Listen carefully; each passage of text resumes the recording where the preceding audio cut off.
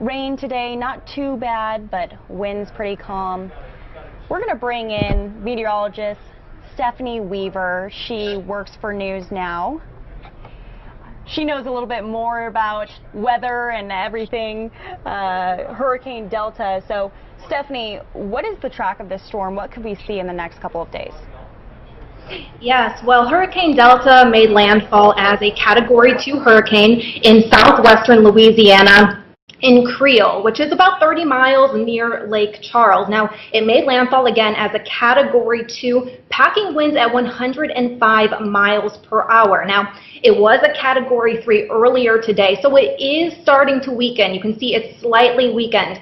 Not to take any effect as to the miles per hour, because it is still at 100 miles per hour, and it is packing wind gusts near 80 miles per hour in areas. So we don't want to take this lightly, but it did make landfall as a Category 2, and it is starting to weaken. Now, what is interesting about this specific system? It is a large system. It is widespread. However, it is moving quickly. So as it moves quickly, it doesn't have that chance to bring down all of that heavy rain. Now, there are still flash flood warnings in effect. There is going to be flash flooding, and we are seeing that rain could reach totals between 5 to 10 inches in some isolated spots, near 15 inches. So we are still expecting a lot of rain with the system, but the good thing is that it is moving quickly. So by this weekend, it will be dissipating. It will be weakening rapidly, and we'll be out of here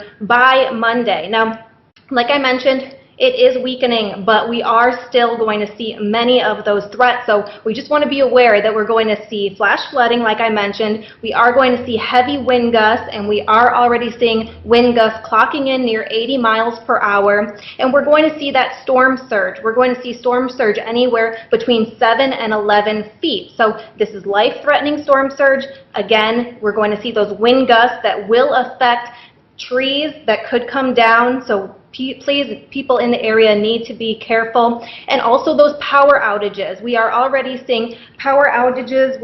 200,000 out in Louisiana, near 90,000 out in Texas. So power outages are also a big concern. Flash flooding, like I mentioned, the wind gusts, and of course the rain. Even though it is moving quickly, we are still going to see anywhere between 5 to 10 inches of rain in the Louisiana area. Some isolated pockets could see up to 15 inches. And Stephanie, this is Andrew Kraft here. Can you kind of just explain to the viewers and put this into historical perspective for them that this year has been so active and so dangerous with hurricanes, especially in the Gulf? Would you call this unprecedented? Is that too strong of a word? Oh, I would definitely call this unprecedented. We haven't seen this many hurricanes in quite some time. We're already in the Greek alphabet, and who knows, after the Greek alphabet, what could happen? So yes, this has been a very, very active season. Warm water is helping contribute to all of those hurricanes.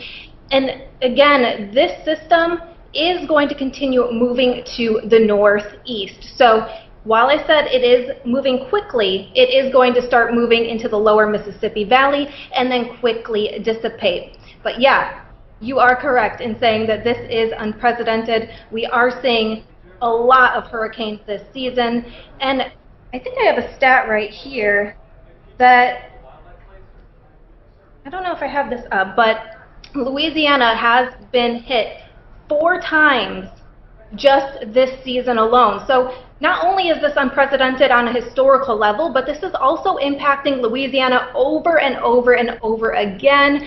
And I did read from the Associated Press that 95% of homes and businesses were impacted by this storm, by Laura. So the fact that this is happening again with Delta is just really sad and unfortunate that they have to deal with this yet again.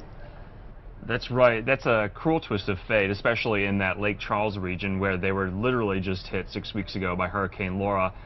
Some residents there just got their power back from that storm. I kind of wanted to ask, though, also, speaking on the hurricane season as well, is this particularly late for a large storm in early to mid-October? in the season? Because from what I understand, you know, we've seen so many of these storms, but we haven't really seen such a storm of this strength this late in the season. Did that strike out to you, anything? Well, you know, the peak of the hurricane season is in September, but generally we do see hurricanes going right into October, so that's pretty common. But the end of hurricane season is usually at the end of November, and just the fact that we've had so many hurricanes already this season, that's unheard of. We haven't seen this many in quite some time. Now, again, like I mentioned, you know, by November, this should start to dissipate. But, you know, September is the peak of it. Once we get into that late August, early September timeframe, that's when we really start to see those major hurricanes take off. So the fact that we are already into mid-October and we're seeing one this large, yeah, maybe a bit uncommon, but we do typically see those hurricanes move through even in the October month. Already only fitting to have an unprecedented hurricane season during an unprecedented year. That was Stephanie Weaver out there in Los Angeles. It's still light outside out there, but, you know, still dark out there in Louisiana. Thank you so much for Stephanie Weaver. Yeah, 2020, that's what it is. Thanks so much.